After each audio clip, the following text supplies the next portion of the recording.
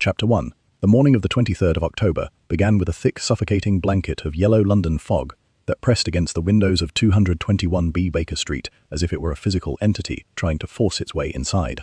I was seated by the hearth, struggling with a particularly stern case of neuralgia that had plagued me since the damp days of the previous week, while Holmes stood by the mantel, his lean, hawk-like profile cast in stark silhouette by the flickering orange light of the fire. He had spent the better part of the morning in a state of restless, silent contemplation, his fingers tracing the rim of a porcelain teacup with the rhythmic, calculated precision of a man who was passing the very fabric of existence. The quiet was absolute, broken only by the muffled, rhythmic clatter of carriage wheels on the wet cobbles below and the occasional, sharp crackle of the logs. It was a domestic tranquility that I had come to cherish, yet beneath it all, there was an undercurrent of expectation, the sort of pre-storm stillness that always seemed to precede the inevitable intrusion of the world into our sanctuary. The silence was shattered by the sharp, metallic, double knock of our landlady, Mrs. Hudson, who entered the room with a look of profound, unsettled concern upon her face. In her hands, she carried a heavy square package wrapped in plain, brown butcher's paper, tied with a length of coarse, unwaxed twine. There were no stamps, no labels, and, most tellingly, no address, save for the singular hand. Written inscription in a stark, ink-black script for the consulting detective to weigh the gravity of the past. Mrs. Hudson placed the parcel upon the center table, her eyes darting toward it as if she feared it might suddenly manifest a life of its own. She informed us that it had been left upon the doorstep not a moment before, yet when she had looked out, the street was entirely deserted, save for the swirling, impenetrable wall of the fog. Holmes did not respond, his gaze locked upon the parcel with a look of sharp, clinical interest that immediately silenced any casual observation I might have made. "A gift, Watson," he murmured, his voice a low, resonant vibration that seemed to fill the room, or perhaps a penance. He moved toward the table with the deliberate, flowing grace of a jungle cat, his fingers hovering momentarily above the coarse twine before he began to work at the knots. He did not use a knife. He used his fingernails, his movements, surgical, efficient, and entirely devoid of hesitation. As the butcher's paper fell away, it revealed a heavy, ornate brass urn, its surface etched with the faded, intricate motifs of a funerary vessel from the Far East. The weight of the object was significant, a dense, solid gravity that seemed to pull at the very surface of the table. Holmes carefully lifted the lid, and as the faint, dry odor of ash and something metallic, like the scent of old coins or rusted iron, filled the room, he looked at me, his eyes bright with the cold, hungry promise of a new, intellectually taxing challenge. "It is human, Watson," he stated, his voice devoid of emotion, the clinical pronouncement landing in the room with the finality of a growl. "The volume, the density, the residue of calcified bone. These are the ashes of a life that has been reduced to a simple, weightless cipher."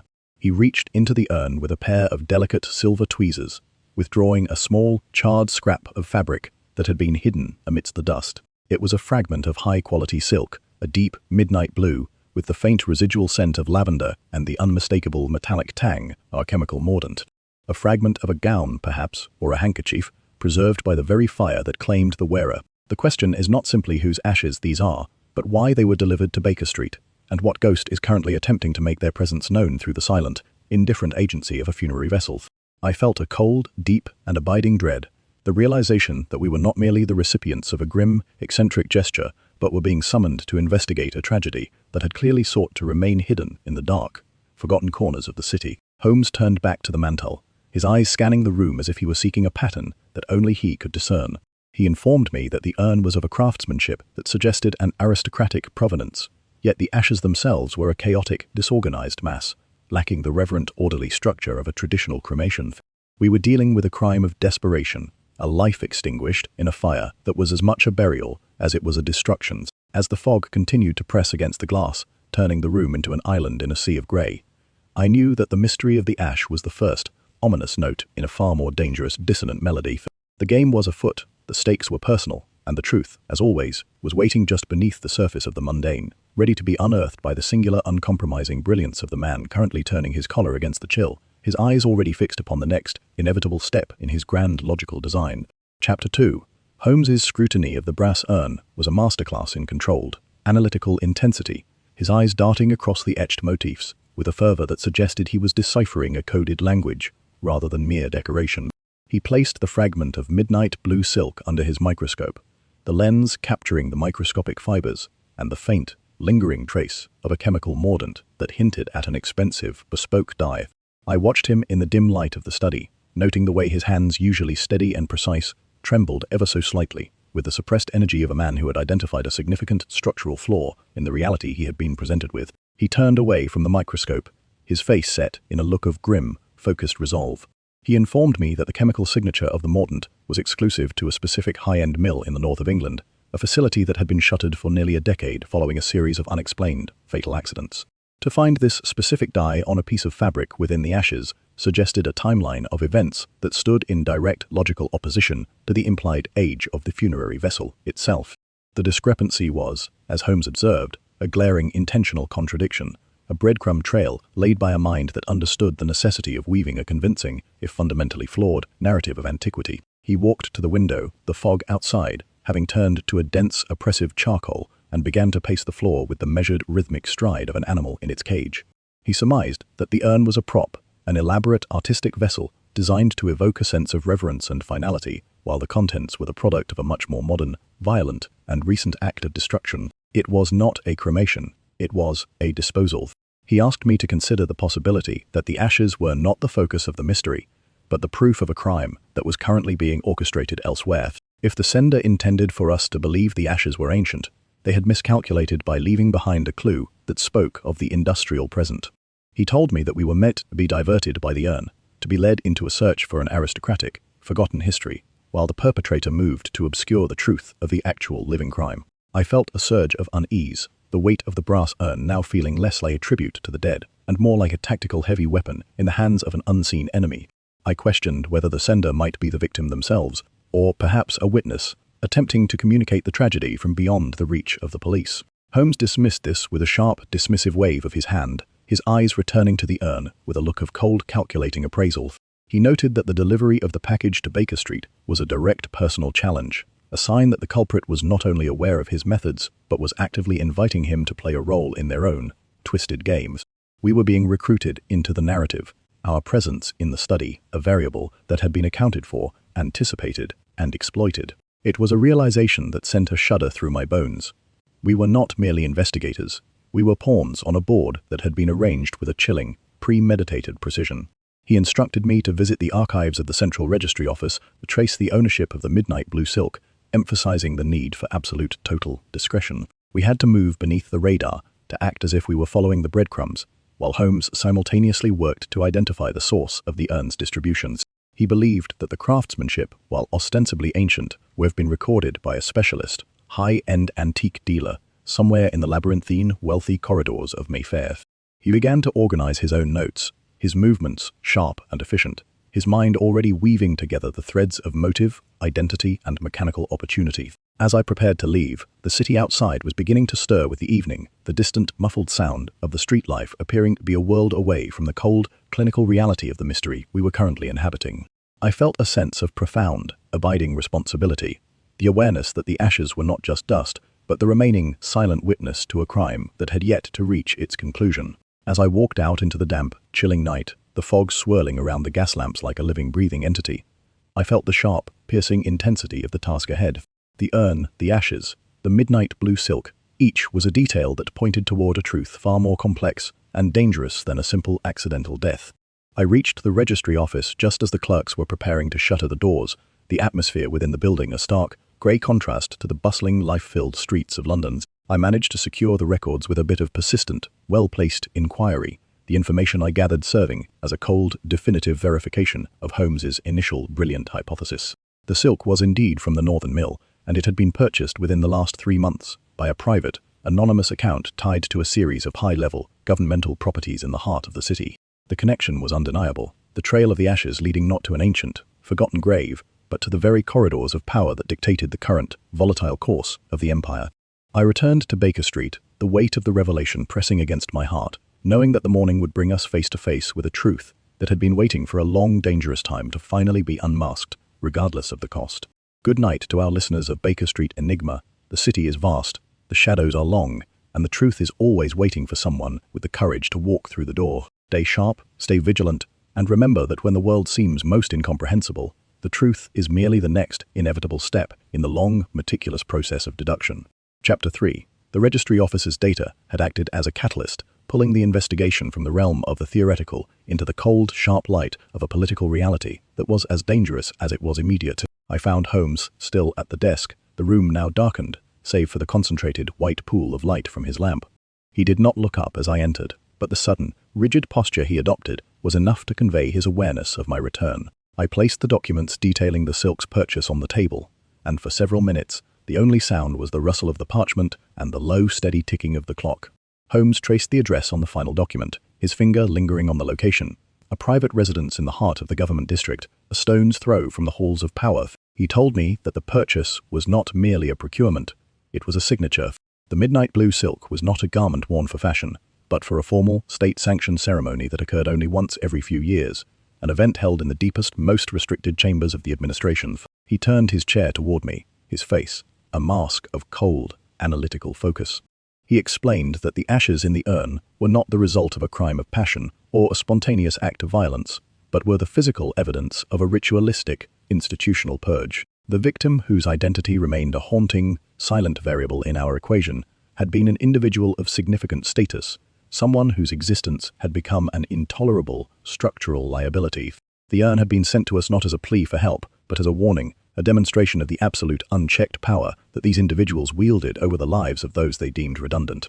The sender was a person within that same rarefied circle, someone who had witnessed the atrocity and, in an act of profound, desperate defiance, had sought to bring the evidence to the one man who could not be bought, silenced, or ignored.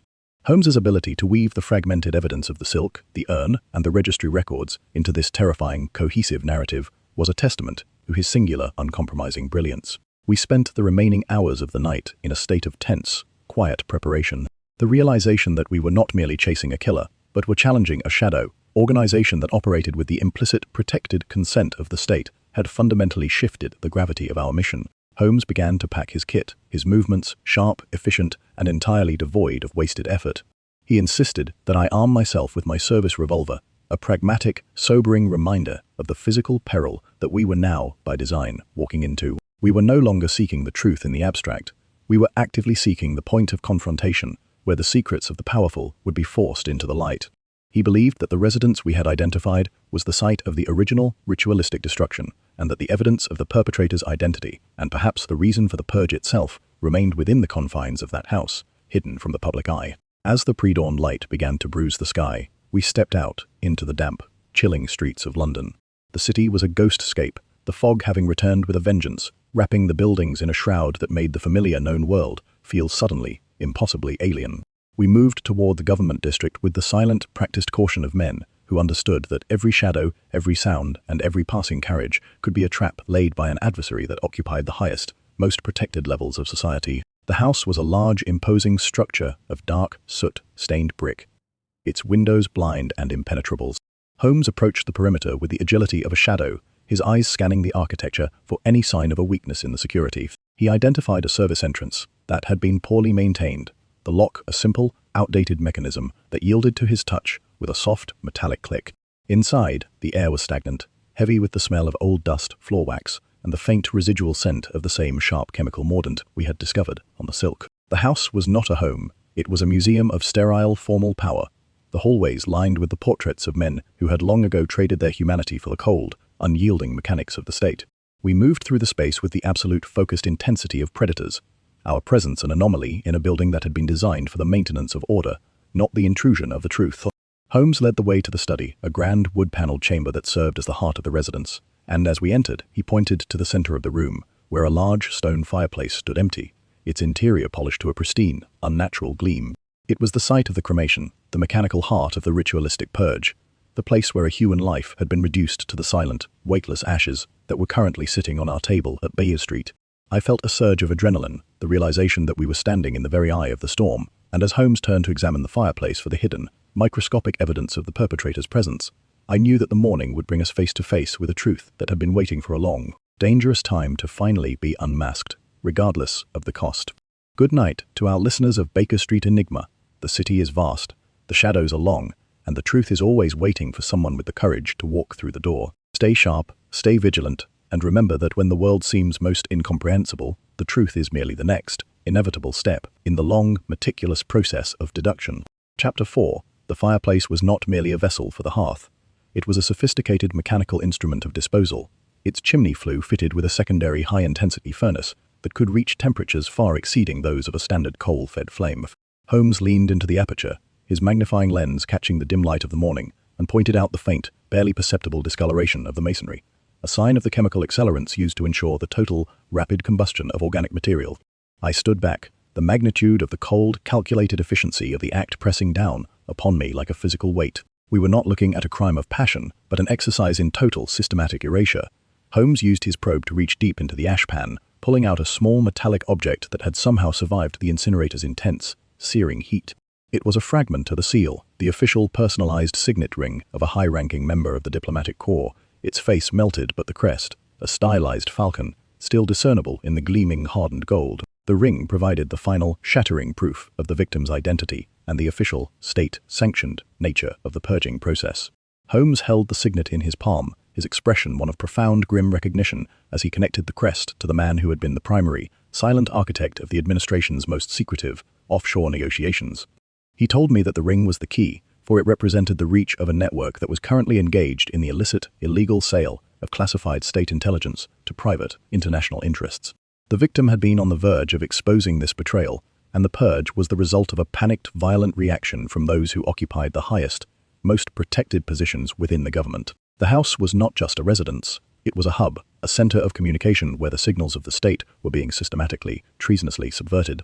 We were standing in the very nerve center of the conspiracy, the danger of our intrusion now amplified by the absolute critical importance of the information we had uncovered. We moved through the house with a sense of urgent, heightened vigilance, our focus shifting from the fireplace to the study's desk and the cluttered private archives that were scattered across its surface.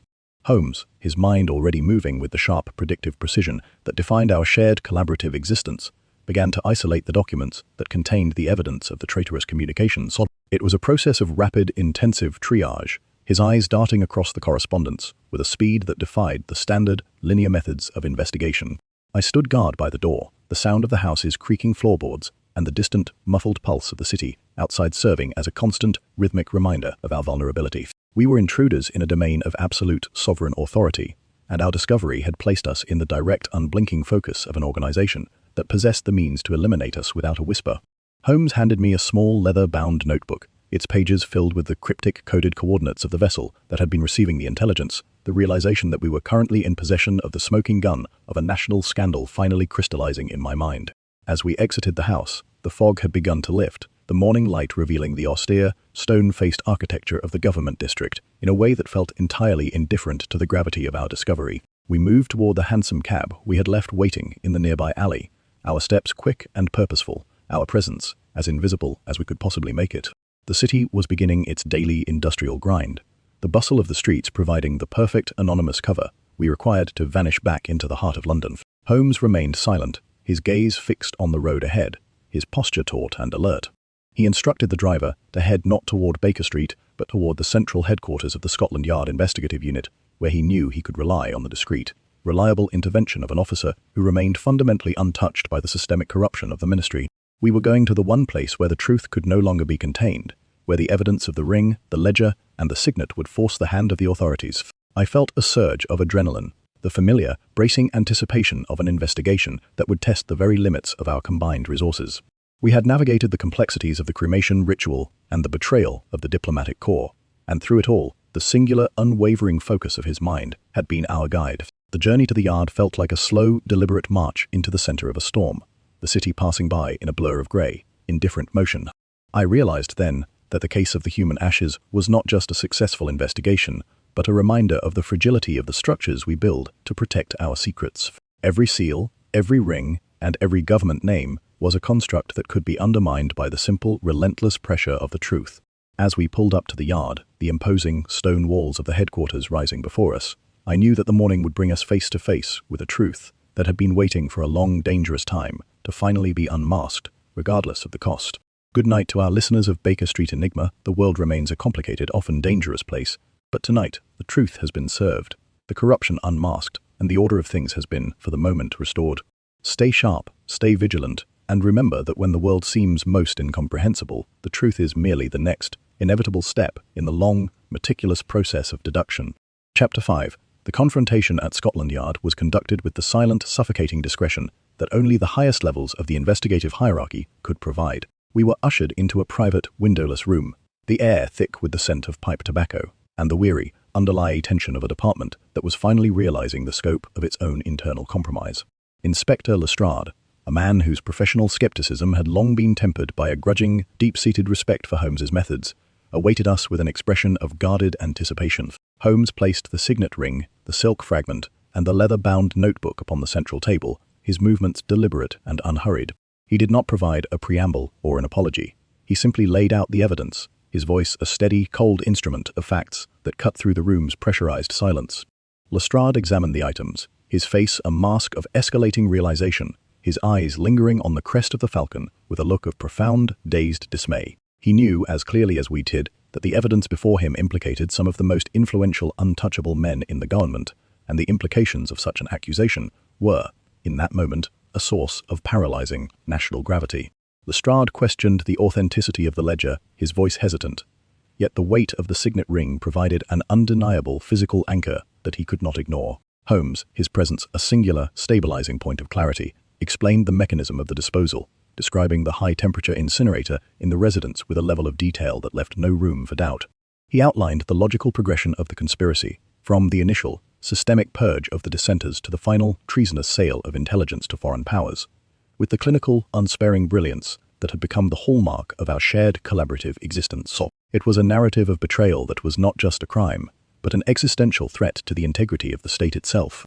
Lestrade, realizing that his own career and the reputation of the Yard were now inextricably linked to the success of our inquiry, pledged his full, unmitigated support, promising to secure the residence and apprehend the primary conspirators before they could realize the extent of the security breach. The agreement was made with a solemn, wordless understanding, the room's atmosphere shifting from one of suspicion to one of intense, shared, and dangerous resolve. As we departed the Yard, the morning was well underway, the city's life force now in full, vibrant, and indifferent swing.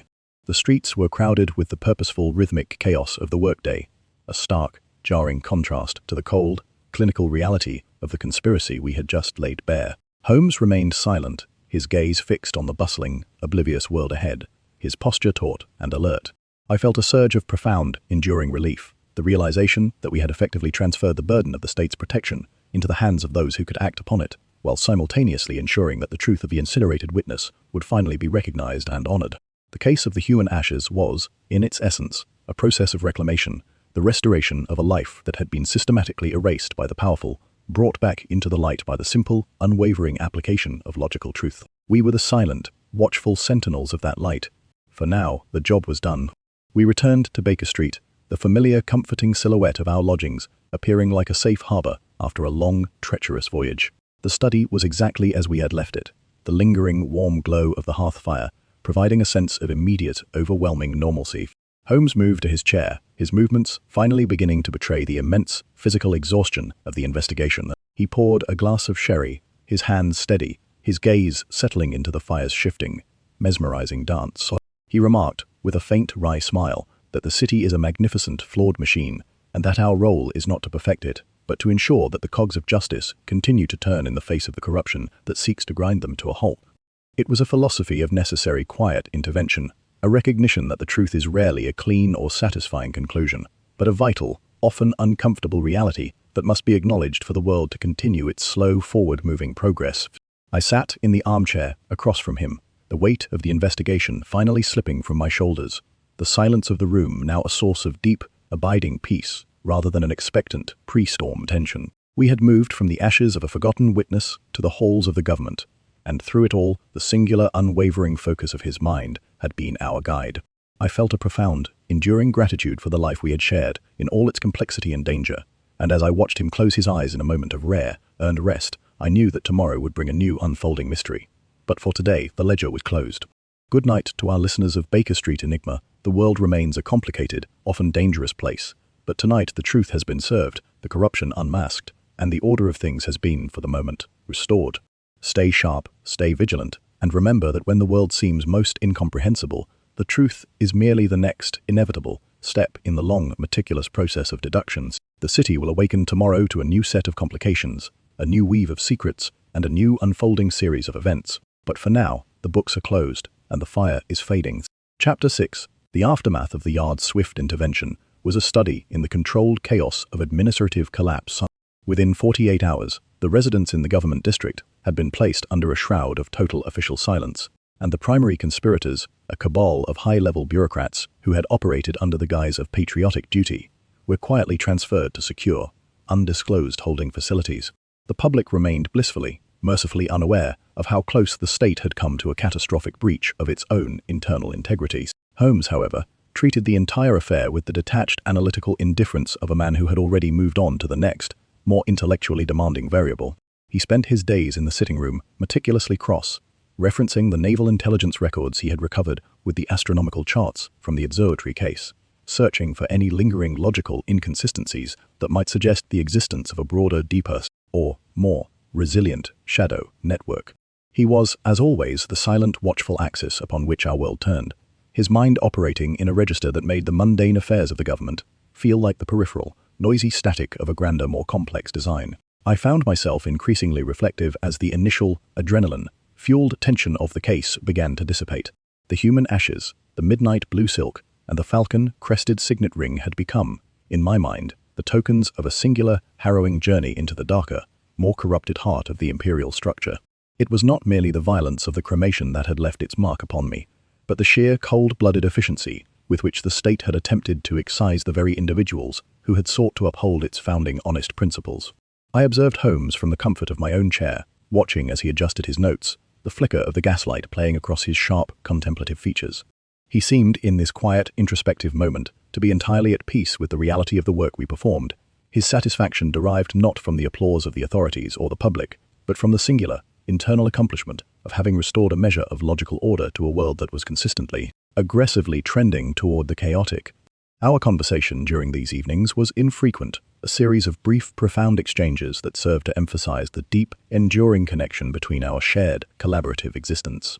Holmes once remarked that the most meaningful work of our vocation is rarely the act of exposure itself, but the quiet, persistent, and often unnoticed process of holding the mirror to the face of a society that would much rather remain blind to its own uncomfortable reflections. The ashes, he noted, were a profound, if unintended, manifestation of the truth, a literal physical piece of evidence that could not be rationalized, bureaucratized, or silenced by the very institutions that had sought to destroy the life they had once contained. It was a philosophy of existence that I had come to respect with a depth that transcended our professional partnership. It was the recognition that the truth, no matter how obscured, will eventually inevitably find its own singular path to the surface, and that our role is merely to be the steady, unwavering witness to its final, necessary emergence. The news from the Admiralty, arriving through a series of anonymous, hand-delivered messages, confirmed that the intelligence network had been successfully severed, and that the individual responsible for the subversion of the naval codes was to face a private, closed-door tribunal. It was an outcome that ensured the stability of the state, yet it left a lingering, hollow sensation in my own personal appraisal of the event. Justice in the high-stakes, pressurized world of our investigations was not the grand public spectacle of the courts, but a silent, efficient, and thoroughly bureaucratic resolutions. Holmes, clearly anticipating my reaction, leaned back in his chair and suggested that the absence of a public, dramatic triumph was the most accurate, reliable indicator of our true, lasting success. True impact, he argued, is rarely measured in the volume of the noise it creates, but in the enduring, quiet stability that it leaves in its wake. It was a perspective that silenced the lingering, restless questions I had harbored, replacing them with a newfound calm understanding of our purpose within the vast, complex, and often indifferent geography of the city.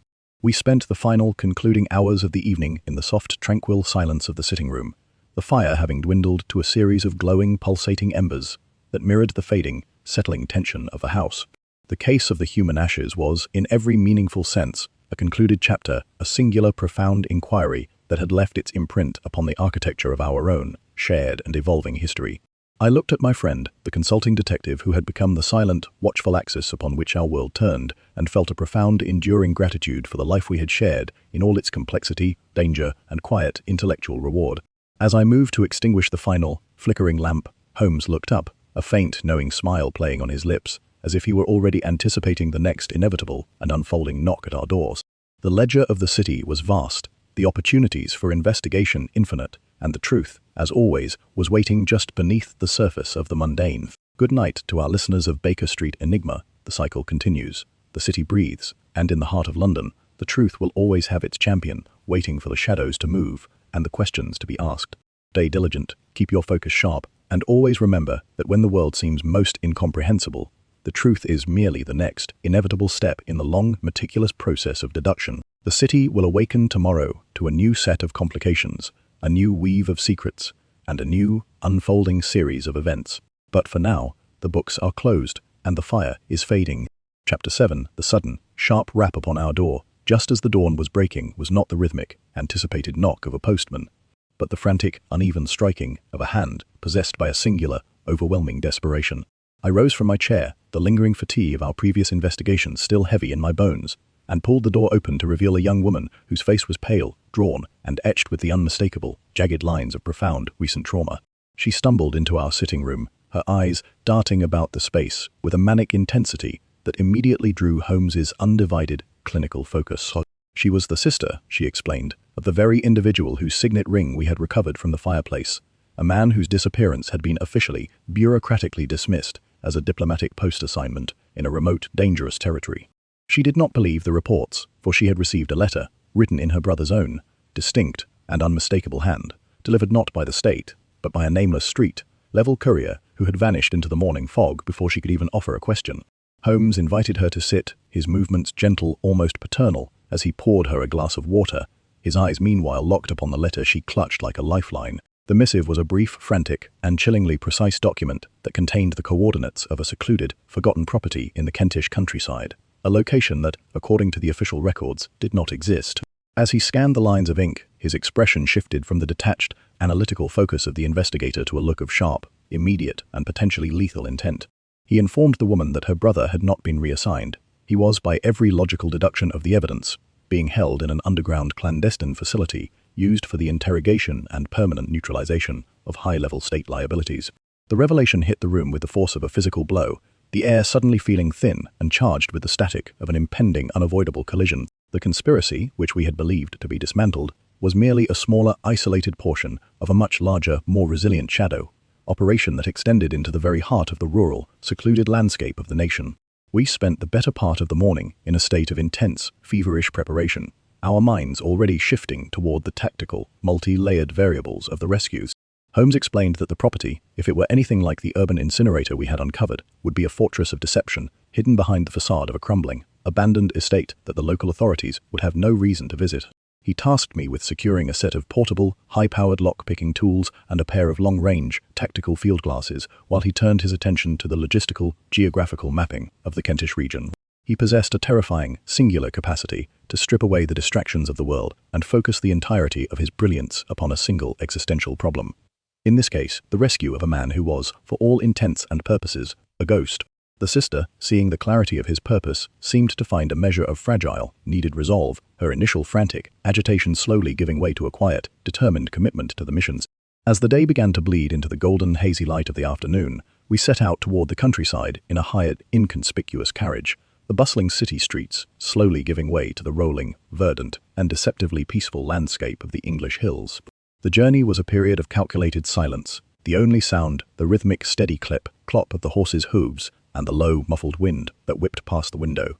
Holmes sat with his eyes closed, his mind clearly operating in a state of deep predictive modeling, anticipating every possible, lethal countermove that the facility's guards might launch the moment we breached their perimeters.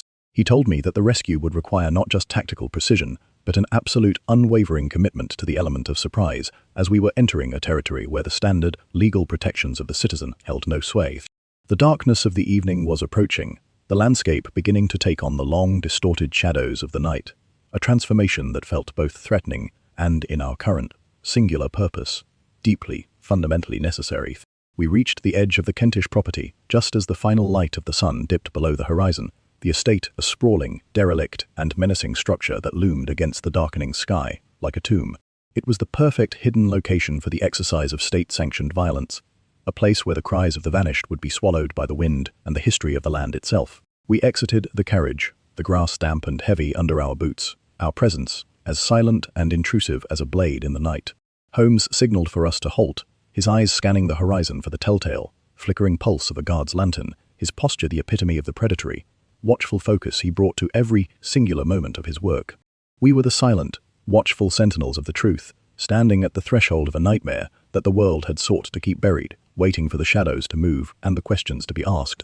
Good night to our listeners of Baker Street Enigma. The world remains a complicated, often dangerous place, but tonight, the truth is closer than ever. The corruption is being hunted, and the order of things is about to be, for the moment, restored.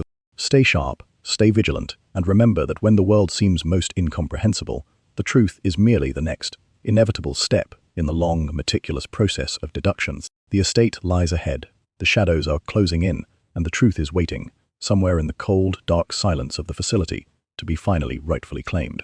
Chapter 8. The approach to the manor was a study in calculated, silent movement, the damp earth of the Kentish countryside muffling our footfalls as we navigated the tangled, overgrown garden that ringed the facility. Holmes moved with the fluidity of a phantom, his hand raised as a silent command for me to wait while he conducted a rapid, expert survey of the estate's outer perimeter. The moon, partially obscured by a thick, scudding layer of clouds, cast an intermittent, pale light upon the derelict architecture, highlighting the jagged, broken glass of the upper windows and the imposing iron-studded door of the main entrance. It was a structure that had been systematically abandoned by the living, yet its isolation was clearly the deliberate choice of those who operated the hidden subterranean facility beneath its crumbling floorboards. Holmes returned to my side within minutes, his expression one of sharp, predatory focus, and whispered that the guards, 2 men, patrolling in a shifting, asynchronous pattern, were currently occupied on the far side of the building, providing us with a brief, volatile window of opportunity to breach the threshold. We moved with a desperate, frantic velocity, the cold wind whipping through the skeletal remains of the garden, until we reached the service entrance, a heavy timber door that had been long ago compromised by the rot of the damp coastal air. Holmes, using his specialized, delicate set of tension tools, worked the lock with a speed and efficiency that bordered on the miraculous, the mechanism yielding to his touch with a soft, final click. We slipped into the interior, the atmosphere instantly changing to one of profound synthetic cold, the air thick with the smell of floor wax, ozone, and the faint, unmistakable tang of a sterilization agent, a clear, damning indicator of the medicalized, controlled nature of the facility.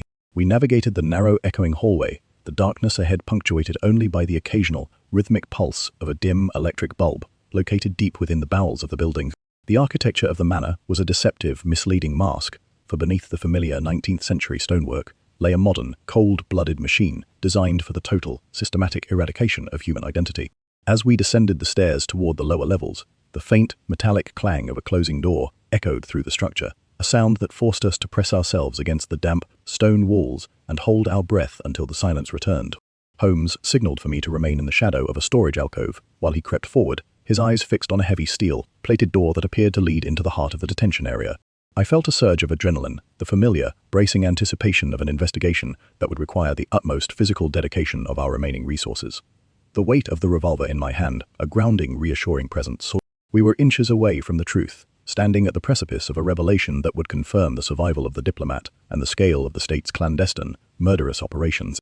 Holmes returned, his face a study in grim, analytical satisfaction, and whispered that he had located the primary high-security block, where 3 separate, soundproofed cells were monitored by a singular, centralized, and potentially vulnerable console.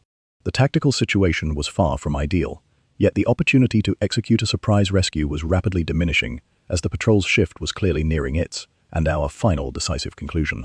Holmes began to detail a maneuver that was as precise as it was dangerous, a simultaneous, 2-pronged breach that would force the guards into a state of immediate, frantic confusion, giving us the opening required to identify and secure the prisoner. He instructed me to create a localized electronic short in the facility's lighting circuit, a move that would plunge the entire subterranean level into total, absolute darkness. Meanwhile, he would move to the central console, disabling the locks on the cells and neutralizing the guard who sat, unaware, at the monitoring desk. It was a plan that relied entirely upon our ability to coordinate the diversion with absolute split-second accuracy, a requirement that felt increasingly daunting as I stood in the suffocating, claustrophobic darkness of the hallway, waiting for the signal that would transform our investigation into an open, unavoidable conflict. I reached the electrical junction box, the metal casing cold and vibrating with the low, insistent hum of the facility's hidden, internal power, and with a single sharp motion, I pulled the primary lever. The entire underground level was instantly plunged into a total, heavy silence, the previous, flickering light replaced by a darkness, so absolute it felt as though it had wiped the very room from existence. I heard the startled, frantic shout of the guard, followed by the sharp, metallic sound of a struggle, and then the sudden, rhythmic thud of a body hitting the stone floor.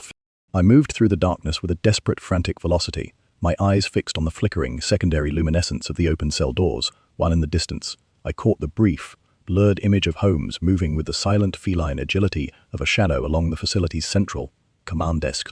The diversion had worked, the guards' tactical cohesion shattered by the sudden, overwhelming intensity of the blackout, leaving the corridor temporarily and mercifully unguarded. I pushed forward, the cold stone of the floor finally yielding as I reached the entrance to the first cell, the critical, decisive moment of the rescue, now poised to be realized, the truth finally within our grasp, waiting for the light to return to reveal the final, missing piece of the mystery. Good night to our listeners of Baker Street Enigma. The world is vast, the shadows are long, and the truth is always waiting for someone with the courage to walk through the door. Stay sharp, stay vigilant, and remember that when the world seems most incomprehensible, the truth is merely the next, inevitable step in the long, meticulous process of deduction. The facility lies open, the darkness is ours, and the truth is waiting, somewhere in the cold, silent rooms of the cell block, to be finally, rightfully claimed. Chapter 9. The darkness within the detention block was a suffocating, tactile weight, broken only by the rhythmic, heavy pulse of the facility's emergency generators struggling to catch. I moved along the wall, my hand brushing against the cold, damp stone, until I reached the third cell on the left. Through the heavy, reinforced grille, I caught a glimpse of a gaunt, shivering figure huddled on a low, iron cot, the diplomat, alive, but clearly broken by the crushing isolation of his captivities. I worked the lock with a desperate, frantic efficiency, the mechanism yielding to the tools Holmes had provided with a final, metallic snap. As the door swung open, the diplomat looked up, his eyes wide with a mixture of profound, dazed terror and the faint, flickering light of hope. I spoke his name in a low, steadying whisper, and as he began to move, his joints stiff with the agonizing legacy of his detention, I realized that our presence was the only thing standing between him and a final permanent erasure. We helped him to his feet, his weight heavy and uncoordinated against my shoulder, and began to move back toward the main corridor, where the sound of the emergency power, struggling to restore the lights, created an urgent ticking clock that threatened our every move. Holmes was already waiting at the junction of the central console, his form a sharp, focused silhouette against the sudden, blinding flash of the overhead lights flickering to full, harsh life. He had already neutralized the two guards, their forms now motionless on the floor, and he signaled for us to move with a single, sharp gesture of his hand. We made our way through the main hallway, our path dictated by the need for speed and the avoidance of the secondary, reinforced exits, where the remaining alerted security team was undoubtedly gathering. The diplomat, his breathing ragged and shallow, was a constant, fragile burden, yet he maintained a steady, determined pace. His gaze fixed on the goal of the exit. We reached the heavy steel-plated door of the service entrance, the exit we had originally breached, and found it now guarded by a man who had clearly heard the noise of our struggle and was standing, weapon drawn, in the center of the doorway. Holmes did not hesitate. He moved with the predatory, calculated intensity of a man who had already accounted for every variable of the confrontation, his own weapon held with a steady, unblinking focus. The confrontation was over in a matter of seconds, a single, precise shot from Holmes's revolver forcing the guard to abandon his position and flee into the safety of the dark garden perimeter. We burst out into the cool, damp air of the Kentish night, the sensation of the open, limitless sky, an immediate, profound relief after the claustrophobic, synthetic atmosphere of the detention block. We moved toward the carriage, the diplomat's sister waiting in the driver's seat, her expression a terrifying, beautiful mask of relief and intense, focused anxiety. As we helped him into the carriage, the sound of the manor's alarm system began to wail, a long, high-pitched and metallic cry that echoed across the estate, marking our departure with the clear, unambiguous signal of our success. Holmes leaped onto the box beside the sister, his eyes fixed on the darkening, winding road ahead, his hands gripping the reins with a firm, professional confidence. We tore away from the facility, the wheels of the carriage kicking up a spray of gravel and mud, the distance between us and the manor increasing with every vital and necessary turn of the horse's hooves. Inside the carriage, the diplomat collapsed against the cushioned seat, his eyes closing in a state of profound, absolute exhaustion. I checked his pulse, finding it steady, if rapid, and offered him a flask of brandy, the warmth of the spirit beginning to soothe the trembling of his frame. We had navigated the complexities of the detention block and the lethal, systematic efficiency of the guards, and through it all, the singular, unwavering focus of Holmes's mind had been our guide. I looked out the back of the carriage, the distant, flickering lights of the facility rapidly fading into the deep, indifferent darkness of the countryside. We were carrying the living proof of the state's most protected, dangerous secret, and as I watched the diplomat finally begin to drift into a needed restorative sleep, I knew that the morning would bring us face to face with a truth that had been waiting for a long, dangerous time to finally be unmasked, regardless of the cost. We were not merely the recipients of a mystery. We were the architects of its final, absolute resolution. The journey back to London was a blur of motion and the soft, rhythmic cadence of the horse's breathing, the countryside passing by in a series of fading, indistinct memories. As we reached the outskirts of the city, the dawn was beginning to paint the skyline in a soft promise-filled wash of gold, the metropolitan life waking up to the familiar, bustling rhythm of the day. We were no longer the silent, watchful sentinels of the truth. We were the bearers of a secret that would, within the next few hours, be laid out before the highest, most accountable levels of the government. The case of the human ashes had, in its essence, become a process of complete absolute reclamation, the restoration of a life that had been systematically erased by the powerful, brought back into the light by the simple, unwavering application of logical truth. We were the silent, watchful sentinels of that light, and for the moment, the work was complete. Good night to our listeners of Baker Street Enigma. The world remains a complicated, often dangerous place, but tonight the truth has been served, the corruption unmasked, and the order of things has been, for the moment, restored. Stay sharp, stay vigilant, and remember that when the world seems most incomprehensible, the truth is merely the next, inevitable step in the long, meticulous process of deduction. The city will awaken tomorrow to a new set of complications, a new weave of secrets, and a new, unfolding series of events. But for now, the books are closed and the fire is fading. Chapter 10. The journey from the Kentish countryside back to the heart of London was a passage through a landscape that seemed to reflect the exhaustion and the profound, shifting relief of our own shared experience. The diplomat, whose name we learned was Arthur Pendergast, remained in a state of deep restorative slumber for the duration of the trip, his form cradled by the soft worn velvet of the carriage seats. The sister, whose own resolve had been the singular driving force of our mission, sat in a state of quiet, vigilant watchfulness, her eyes faced upon the road ahead with the same intense focus that Holmes brought to his investigations. We reached Baker Street just as the city was fully awakening, the morning light casting a sharp, unforgiving glow upon the soot-stained brickwork and the busy, bustling activity of the street below. Holmes helped me transport Pendergast into our rooms, his movements as precise and economical as they were in the middle of a case, and we placed him upon the settee, the simple, familiar atmosphere of our sanctuary serving as the first necessary step in his return to the world of the living. We did not immediately notify the authorities, for Holmes insisted that the first critical task was to secure Pendergast's testimony in a state of absolute controlled clarity. He spent the morning preparing a series of precise, logical prompts, his mind already mapping the inevitable, unfolding legal and political aftermath of our discoveries. I, meanwhile, saw to the medical needs of the diplomat, observing the way his physical frame, battered and thinned by the systemic deprivation of the detention block, began to slowly, incrementally respond to the simple restorative presence of quiet and nourishment. It was a process of reclamation that felt as significant as the rescue itself, the restoration of a man who had been defined by the state as a liability back into the realm of the individual, the human, and the undeniably fundamentally real. Holmes watched the proceedings with a clinical, detached interest, his eyes occasionally flickering toward the window as if he were already anticipating the next inevitable intrusion of the world outside into the fragile, temporary peace of our rooms. By the afternoon, Pendergast had begun to speak, his voice a dry, rasping instrument that slowly, steadily regained its strength as he recounted the harrowing, systemic reality of the facility. He detailed the high-level, clandestine meetings where the intelligence trade was formalized, the names of the bureaucrats who had facilitated the purges, and the chilling, calculated ease with which the entire shadow operation had been allowed to function under the explicit, protected consent of the ministry. Every word he spoke was a piece of the puzzle that we had been assembling since the arrival of the urn, the fragments of the silk, and the discovery of the falcon-crested signet ring. Holmes sat at his desk, his pen moving across the parchment with a steady, relentless focus. The narrative of the conspiracy now fully transcribed in a clear, damning, and incontrovertible record. The case of the human ashes was, in its entirety, a demonstration of the way in which the truth can be systematically obscured by the powerful, yet remains, at its core, a simple, logical, and inevitable conclusion to the facts.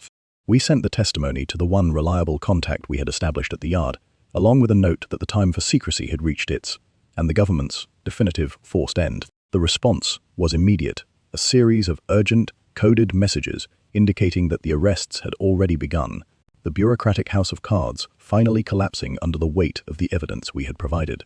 The conspirators, whose influence had seemed so absolute and untouchable only a few days before, were now the subjects of an intense, sweeping, and public-facing investigation that left no room for the shadow operations that had defined their hold over the transit and diplomatic departments.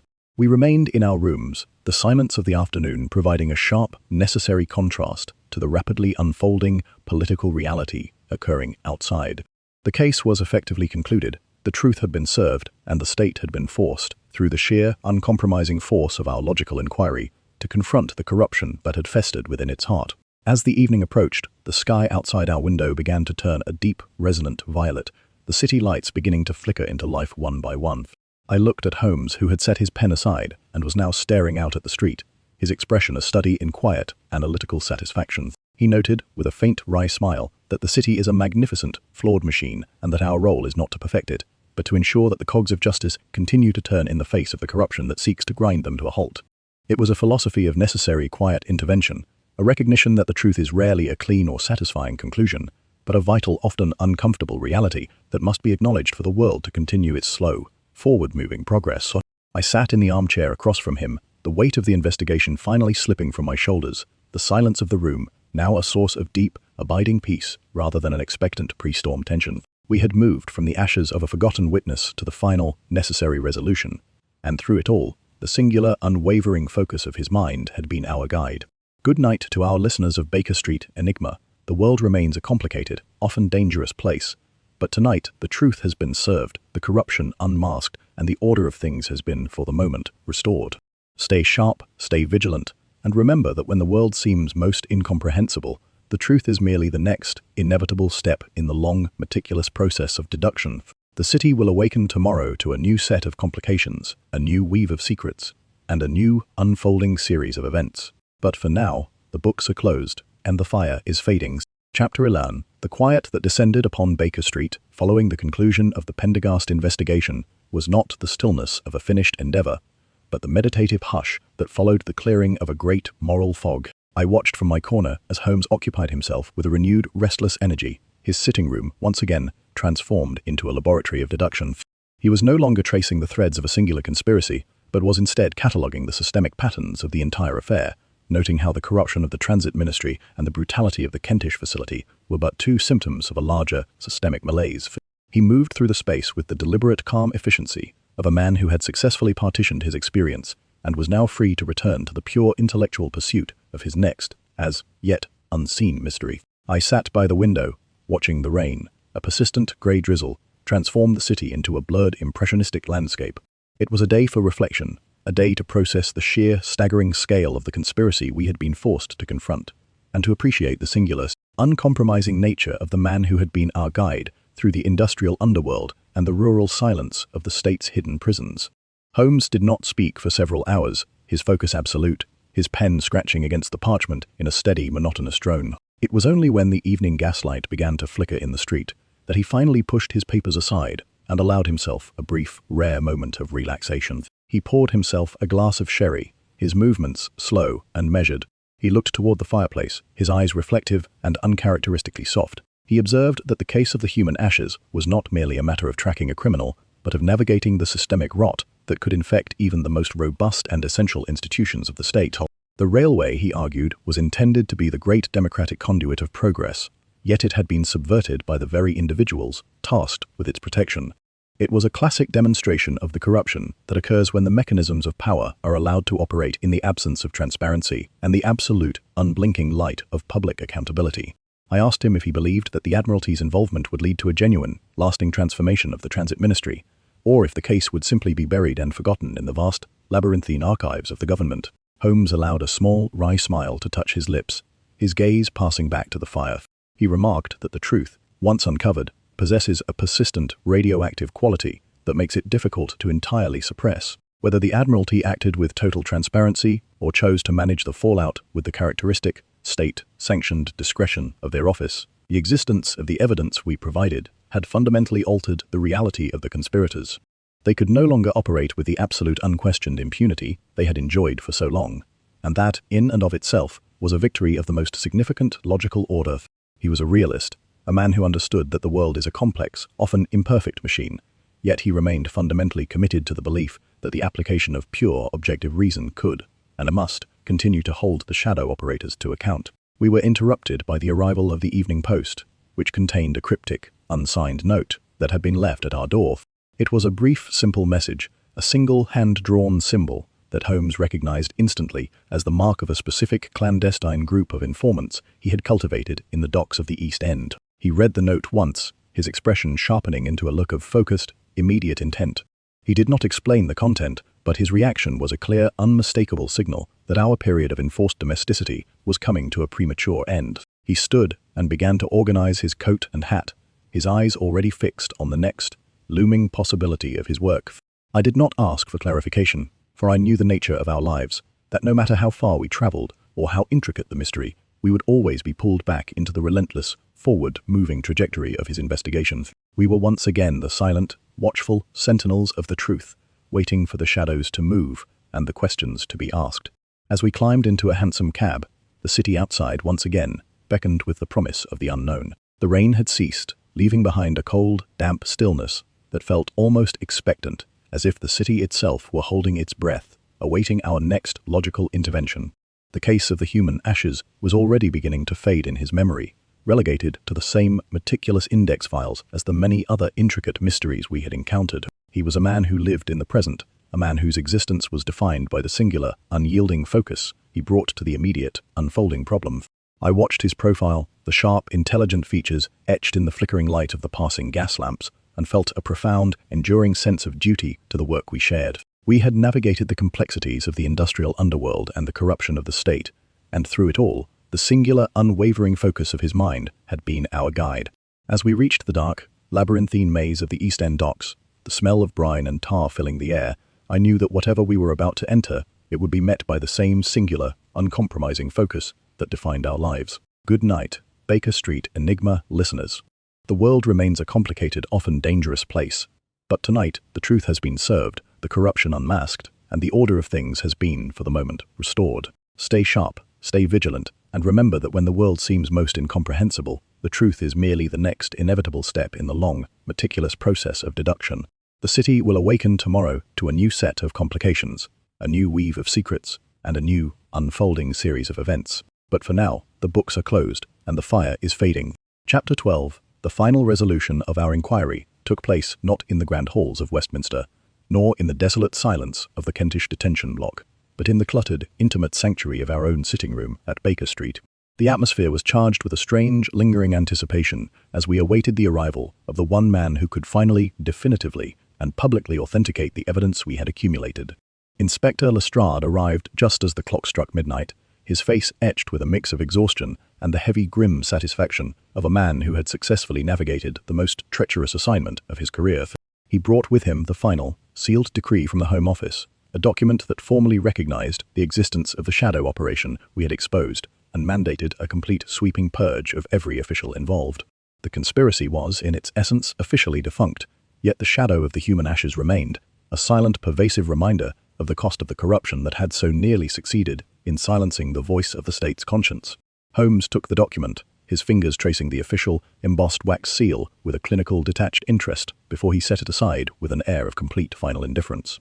It was a victory, certainly, but for a man of his singular, uncompromising focus, it was merely the conclusion of a logical sequence, a necessary systemic correction that had restored the fragile, underlying equilibrium of the city. He turned his attention back to the hearth, where the final members of our inquiry were slowly, steadily dying, their glow casting a soft, pulsing warmth across the room. He spoke of the case as a singular instructive illustration of the way in which the truth, despite being systematically obscured, suppressed, and marginalized, possesses an inherent, persistent, and radioactive vitality that will eventually inevitably force its way into the light. The human ashes had been the catalyst, the silent, weightless witness that had demanded our intervention, and through our unwavering, logical commitment, had finally achieved the justice that the system itself had sought to deny. As Lestrade departed, leaving us in the quiet, reflective embrace of our rooms, I felt a sense of profound, abiding peace settle over me. The case of the human ashes was, in every meaningful sense, a concluded chapter, a singular, intense inquiry that had left its imprint upon the architecture of our own, shared and evolving history. I looked at my friend, the consulting detective who had become the silent, watchful axis upon which our world turned, and felt a profound, enduring gratitude for the life we had shared, in all its complexity, danger, and quiet intellectual reward. We had moved from the cold industrial archives to the heart of a national conspiracy and the desolate, wind-swept silence of the countryside, and through it all, the singular, unwavering focus of his mind had been our guide. I realized, as I watched him settle into his chair with a book of ancient, forgotten history, that this was the true essence of our existence, the restless, unceasing drive to bring order to the chaos, regardless of the cost to his own comfort or the apathy of the world he served.